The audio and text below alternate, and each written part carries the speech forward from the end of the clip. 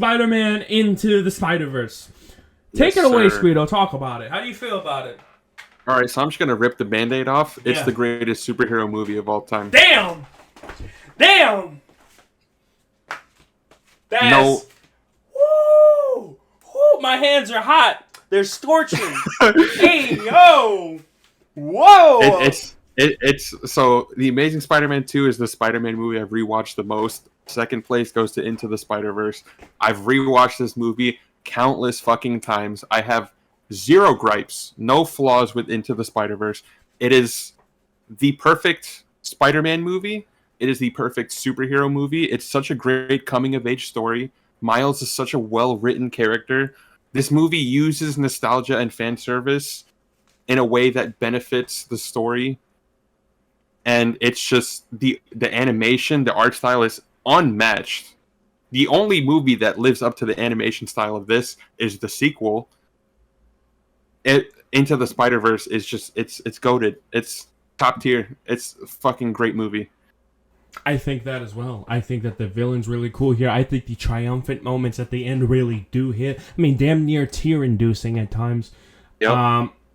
I do believe that you feel for this, Miles. Yes, very much so. I do think this version of Miles is very strong, very well written. Every single comedic joke that they try to pull off hits very well. The antagonists that we see in this film, whether it's the female Doc Ock, whether it's Kingpin, whoever the hell we're watching, they're always interesting. It's always cool to view. You can tell how much love was put into this film, and damn it, every single scene in this film hits and serves its purpose to the fullest extent. Once again, you said this movie's practically flawless. I can't really think of any flaws. Maybe a couple minor nitpicks if I were to rewatch it, but those minor nitpicks don't really say much to the avalanche fucking mountain full of pros. You understand? It's a damn fine film, damn well constructed, just damn well animated, damn well written, damn well voice acted, damn well fucking everything. This film is probably the perfect Miles Morales story. I gotta say that right now. I can't think of perfect Spider-Man story. I'd say it's even I'd say it's even perfect as a Spider-Man film, because if you think about the original Sam Raimi trilogy, I can think of genuine problems. You know what I mean? The Spider-Mans 1 and 2, while they are not perfect, I love them. They're S tier. Look at them. But they're blueprints. But if I were to think about objective worth, Spider-Man Into the Spider-Verse is just something. It's lightning in a bottle. It's beautiful. And I can't think of anything wrong with it. Because it is a perfect fucking movie. I hold Spider-Man Into the Spider-Verse in such high regard, but it fucking deserves it. I grew up watching every superhero movie I could. I fucking love superheroes, and I love Spider-Man. And no movie has lived up or exceeded the expectations of Spider-Man Into the Spider-Verse. It took the blueprint that Spider-Man 1 and 2 made and perfected it. Very much so. I you know, man, you convinced me. It's different than every Spider-Man movie that has come before it. And no superhero movie will probably be like it after. Except for the sequels, of course. It's a movie with its own style of music, with its own level of attention. It's like watching an Edgar Wright film and you rewatch it like in Baby Driver, where you actually see the lyrics on the walls as he's walking down the sidewalk. This movie is chock filled with that level of attention. It's amazing. You know what? I'll give an example of the perfection of this movie. Go ahead. Spider-Man No Way Home, the way they showed Peter's spider sense, right? With the way like the camera was like really close to him, and then like all the edges were like kind of blurred and distorted when he was kind of sensing the change in Norman's personality.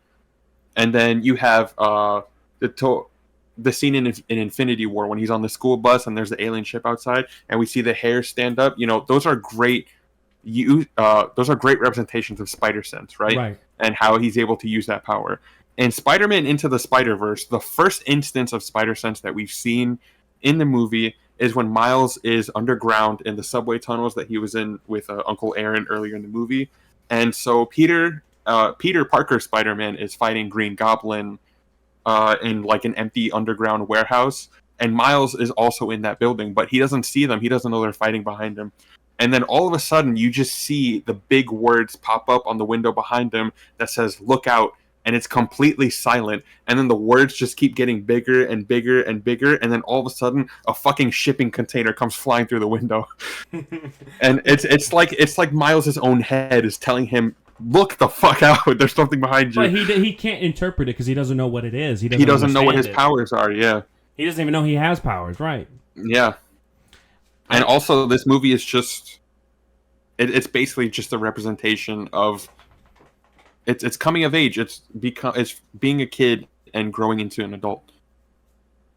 That's what the movie's really about. I think a perfect Spider-Man story is definitely what this is. This film is not something that suffers due to aging or whatever. This is a timeless film that will be relevant 100 years from now. This is just one of those films that you can tell that every single person behind its production love every minute of it. This is passion put into an animated movie.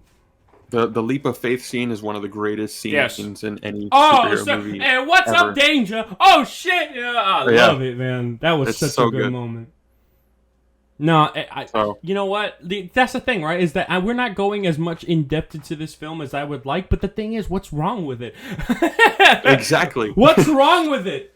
Nothing. I can't think of anything wrong with it. I don't have that same sentiment with Across the Spider-Verse. There's one big thing that I may not. I agree with it because the movie has balls, but we don't really know if it'll be good until the sequel. That being said, Across the this one here, Into the Spider-Verse, literally has no flaws that I can think of. You? Yeah. If I had to give it the littlest of nitpicks, it's that Penny Parker, Spider-Pig, and Spider-Man Noir don't really serve much of a narrative purpose. Right. Besides showing that there's more Spider-Men and different universes out there. Which is Other than that, they don't really do much, but they serve as good comedic relief, which is why they're there. Which isn't even a nitpick, right? It's just like it could have done more, except that it's already done so much. It did. They didn't need to do more. They didn't need to do more. You know, that you can see where there's opportunity for more, maybe, but what's there is damn near, if not literal perfection. That's it. Into the Spider-Verse is so good, it's got me scared when they announced the sequel. Yeah. Because I was like, they can fuck it up so easily. They really can. Like, you have perfection here. Why mess with perfection? Well, money. Yeah. yeah, you're right. The thing is that we'll get to it, but sequel, it doesn't do that, thankfully. Yeah. Into the Spider-Verse, damn fine film. I'd say it's the perfect Spider-Man movie, and even though I love Tobey Maguire Spider-Man, we all do. I'd have to say he's my favorite live action. But sorry, hold on, move! God damn it! There you go. He didn't want to move. Well, you see, he didn't want to move. There you go. Well, Into the Spider-Verse is not just a great adaptation of Miles, but the Peter that's in the movie, the one that trains Miles, is really fucking good. He's good too. That's the thing. He's basically the Tobey Maguire Spider-Man, but a bit more jokey. There's not a bad character in this. There are no bad character moments in this, and I can't say that about either of the Spider-Man films. You know. Yep. So, once again, S tier, perfection of a film, 10 out of 10. I would give it an 11. You? Yeah, 15 out of 10. Same. If I could give it 100, I would. Fair enough. That's too expensive. I don't have the facilities for that, big man. Yeah. Fair enough. My brain can't handle that ranking,